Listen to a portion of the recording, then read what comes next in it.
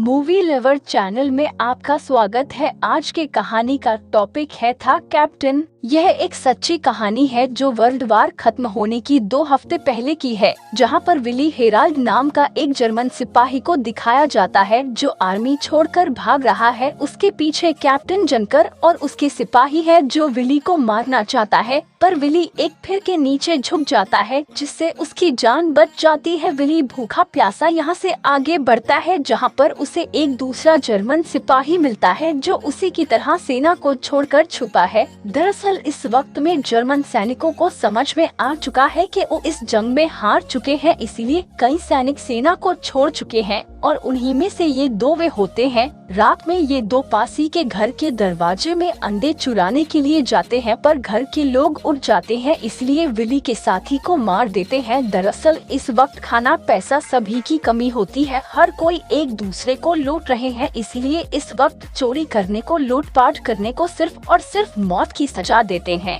Germany जो पूरी दुनिया पर राज करना चाहता था, आज उसी के लोग एक दूसरे को मार रहे हैं। वही बिल्ली जो भूखा है, ठंड से मर रहा है, वह अपनी जान को बचाने के लिए भटकता होता है। तभी उसे एक जीत दिखती है और वो जब जीत के अंदर देखता है तो वहाँ एक सूटकेस होता है जिसके अंदर एक जर्मन कैप्टन की वर्दी होती है, साथ ही कुछ फल भी। विली यहाँ पर फल खाता है और साथ ही जर्मन कैप्टन की वर्दी भी पहन लेता है। वर्दी पहनने के बाद उसे ऐसा लगता है कि वो खुद ही कैप्टन है। तभी यहाँ पर एक जर्मन सिपाही आता है जो विली को कैप्टन समझ लेता है। वह कहता है कि आपकी गाड़ी खराब हो गई है, मैं इसे ठीक कर देता हूँ, और वो विली के जीप को स्टार्ट कर देता है। विली भी उससे उसका पेपर मांगता है। दरअसल विली यहाँ पर ऐसे बिहेव कर रहा होता है कि वह सचमुच का कैप्टन है। अब ये दोनों के दोनों इस जगह से निकल जाते हैं। रात में यह एक बार में पहुँचते हैं जहाँ पर सभी लोग कैप्टन को ड्रेस में विली को देखकर शांत हो जाते हैं।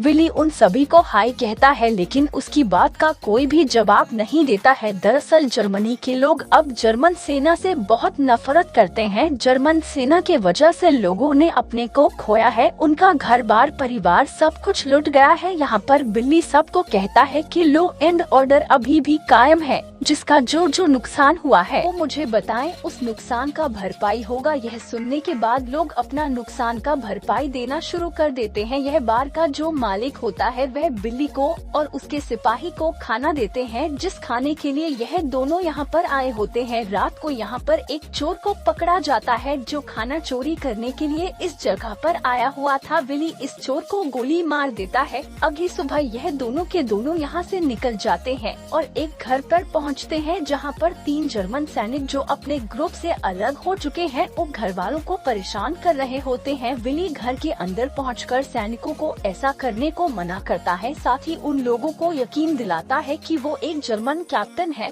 जो किसी खास मिशन पर है और उस और भी सैनिकों की जरूरत है। यह तीनों भी बिल्ली को ज्वाइन कर लेता है। अब यह पांचों के बाजू यहाँ से निकल जाते हैं। रास्ते में एक जगह आराम कर रहे होते हैं, तभी वहाँ पर 2 और जर्मन सिपाही आते हैं जिनके पास एक बहुत बड़ा गन भी होता है। दरअसल इस वक्त जर्मनी का सेना पूरी तरह से बिखर चुका होता है, इसलिए कुछ सिपाही भाग गए होते हैं और उस सिपाही अपने ग्रुप से अलग हो गए होते हैं। यह दोनों सिपाही भी विली को कैप्टन समझते हैं और विली को ज्वाइन कर लेते हैं। अब विली के गाड़ी में पेट्रोल कम हो जाता है, इसीलिए सभी सैनिक उसके गाड़ी को खींचते हैं, पर तभी इनके पास इस एरिया के मिलिट्री का गाड़ी आते हैं जो इन सभी को गन पॉइंट पर ले लेते हैं। फिर इनके पेपर को चेक करते हैं और आप विली घबरा आ जाता है क्योंकि उसके पास पेपर्स नहीं होता है, और जब उससे पेपर मांगा जाता है तो विली कहता है, मैं ऐसे अपमान को बर्दाश्त नहीं करूँगा, मैं एक कैप्टन हूँ। तभी इस टुकड़ी का जिन्होंने इनको घेरा होता है उसका कैप्टन आता है और विली से पूछता है कि मैं तुम्हारा पेपर को देखना चाहता हूँ। विली कहता है कि मैं एक खास मिशन पर हूँ, मुझे हाई अथॉरिटी ने यहाँ पर भेजा है। कैप्टन उसे पूछता है कौन सा हाई अथॉरिटी? विली कहता है मुझे खुद हिटलर ने यहाँ पर भेजा है। कैप्टन कहता है मैं तुम्हारा पेपर चेक करना चाहता हूँ। विली अपने पॉकेट से पेपर निकालता है जिसमें उसका नाम नहीं होता है, पर देने से पहले वह कहता है मैं भी एक कैप्टन हूँ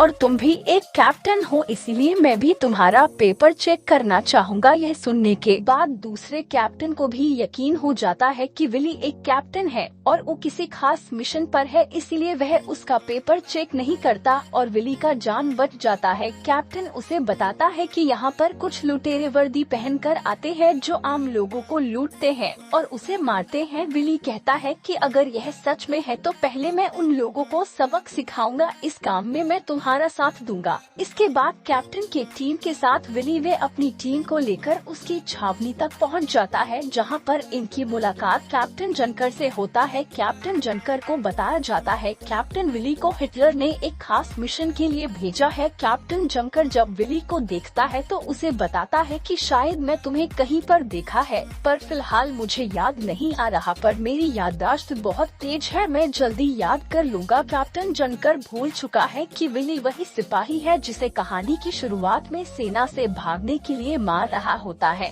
आप यह सब के सब एक कैंप पर पहुँचते हैं जहाँ पर सभी गार्ड्स के लीडर कार्ल है, वो इनके पास आते हैं। उसे लगता है कि कैप्टन विली यहाँ पर सेना के सभी कैदियों का कोर्ट मार्शल करने के लिए आया है, लेकिन जनकर उसे बताता है हिटलर ने कैप्टन विली को किसी खास मिशन के लिए भेजा है। कार्ल विली को बताता है सेना के सभी कैदियों से हम परेशान हो चुके हैं, यह बार बार यहाँ से भागते हैं। बाहर जाने के बाद यह लोगों को लूटते हैं और अत्याचार करते हैं, रेप करते हैं। इन्हें दोबारा पकड़ना बहुत मुश्किल होता है और जब तक कोर्ट से आर्डर नहीं आते हम इनके साथ कुछ भी नहीं कर सकते। इन कैदियों ने आम जनता को बहुत परेशान कर रखा है, हो सकता है ये यहाँ से भागकर दुश्मन सेना के साथ मिल भी जाए, हमें इन सब को खत्म कर देना चाहिए। विली कहता है कि शायद मैं इसमें तुम्हारा मदद कर सकता हूँ, पर सबसे पहले मुझे कैदियों से मिलना होगा। जमकर अब इस जगह से चला जाता है और कार्ल विली उस जगह पर ले जाता है जहाँ पर उन कैदियों को बंद कर रखा है जो कि जेल से भाग गए थे। कार्ल कहता है कि मैं वार्डन को बुला कर लाता हूँ। वो वार्डन को बुलाने के लिए चला जाता है। यहाँ पर विली के साथ जो उसका सिपाही होता है वो कैदियों को बहुत बुरी तरीके से मारता है, साथ ही उनके पैसे भी उनसे ले लेता है। वही कार्ल जब विली के पास आता है, विली कहता है कि हम इन सभी कैदियों को खत्म कर देंगे। कार्ल अपने सभी कैदियों को ऑर्डर देता है कि फिंच के पास एक गड्ढा खोदो जहां हम इन सभी कैदियों को मार देंगे। यह इतने खतरनाक है कि यह कॉफिन्स भी डिसर्व नहीं करते। वही वार्डन देखता है कि फिंच के पास एक गड्ढा खोदा जा रहा है, जो समझ जाता है कि कैदियों को मारने की तैयारी हो रही है, इसलिए वह विली के पास जाता है। विली कहता है कि मुझे जस्टिस डिपार्टमेंट से कोई भी आर्डर नहीं मिला है कि इन कैदियों को मारना है, नहीं मुझे तुम्हारे बारे में कोई इन्फॉर्मेशन मिला है, मैं तुम्हारा पेपर चेक करना चाहता हूँ। विली कहता है कि मुझे खुद हिटलर ने यहाँ पर भेजा है, विली मेरे पास पूरा अधिकार है, मैं जो चाहूँ वह कर सकता हूँ। वार्डन अपने सीनियर को कॉल करता है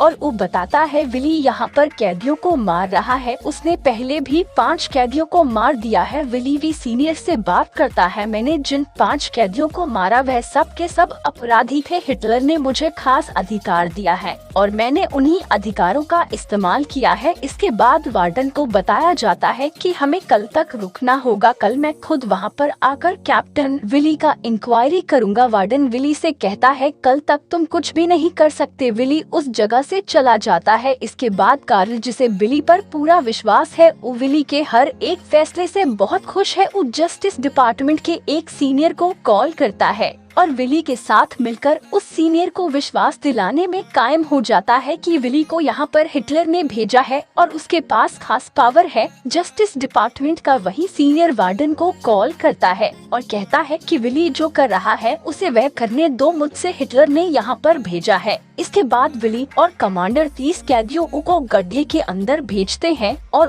30 के 30 कैदियों को गोली मार दिया जाता है। शाम को एक बार फिर से कैदियों को बाहर लाया जाता है और 30 कैदियों को दोबारा गड्ढे के अंदर डाला जाता है और 30 कैदियों को फिर से मार दिया जाता है। अब यहाँ गड्ढा भरने के लिए दूसरे कैदियों को कहा जाता है, पर वो साफ साफ मना कर देते हैं क्योंकि उन्हें पता होता है यह सब कुछ गलत हो रहा है। वही वार्डन को दिखाया जाता है जो इन सभी चीजों से बहुत बेचैन होता है। उसे बिली पर शक है क्योंकि उसने बिली का पैंट देखा होता है जो कि उसके साइज का नहीं होता है। वार्डन को पूरा विश्वास है कि विली यहाँ पर जो कुछ भी कर रहा है वह गैर कानूनी है। वो अपने सीनियर को कॉल करता है। उसका सीनियर कहता है तुम्हें जो कुछ भी लगता है वो सब कुछ मुझे लेटर में चाहिए। वार्डन अपने साथी को कहता है मुझे शहर जाना होगा, वैसे भी मेरे हाथ में कोई पावर नहीं है। वुडन शहर चला जाता है। वही विली को दिखाया जाता है जो आज खुश है, इसीलिए वह सबको पार्टी देता है। पार्टी में सभी बहुत इंजॉय करते हैं, लेकिन यहाँ पर कुछ लोगों का आपस में लड़ाई हो जाता है। पार्टी खत्म होने के बाद विली जब बाहर आता है तो वो देखता है अभी भी कुछ कैदी बचे हुए हैं जिनको मारना बाकी है। विली उन सभी का हाथ बांध देता है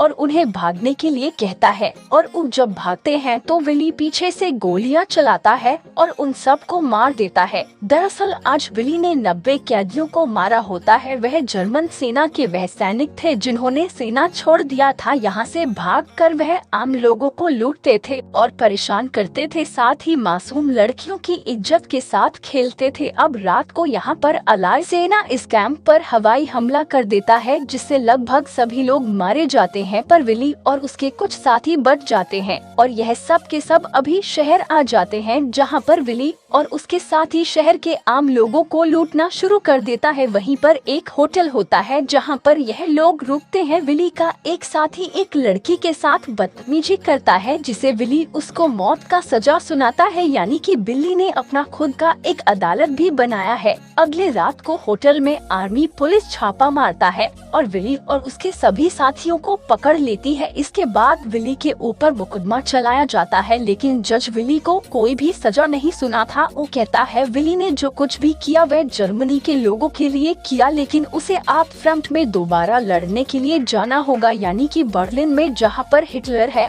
और लगातार एलाइट का सेना उस तरफ बढ़ रहा है। पर इससे पहले कि विली को बर्लिन में भेजा जाता, विली इस जगह से भाग जाता है और आखिरी बार विली को हमें जंगल की तरफ जाते हुए दिखाया जाता है। उसके बाद हमें बताया जाता है कि 23 मई 1945 को विली को ब्रेड चुराता हुए पकड़ लिया गया। वो अपना पेट भरने के लिए संघर्ष कर रहा था। 24 नवंबर 1945 को विली और उसके साथी ऊ को फांसी का सजा दिया गया। विली इस वक्त मात्र 21 साल का था। इस फिल्म में हमें जर्मनी का वह सच को दिखाया गया है जहां पर जर्मनी के आम लोग दुश्मन सेना से नहीं बल्कि खुद अपने जर्मन सेना से परेशान हैं। वो उनसे नफरत करते हैं जो आज जर्मनी ने दूसरों के घर पर लगाई थी। इसी आग से अब उनका खुद का हाथ जल रहा है। यहाँ पर हर एक जर्मन दूसरे जर्मन का दुश्मन है। तो यह थी फिल्म का पूरा कहानी द कैप्टन का। वीडियो देखकर अगर आपको पसंद आया है तो प्लीज वीडियो को लाइक करें और चैनल को सब्सक्राइब जरूर करें। आपका दिन शुभ रहे।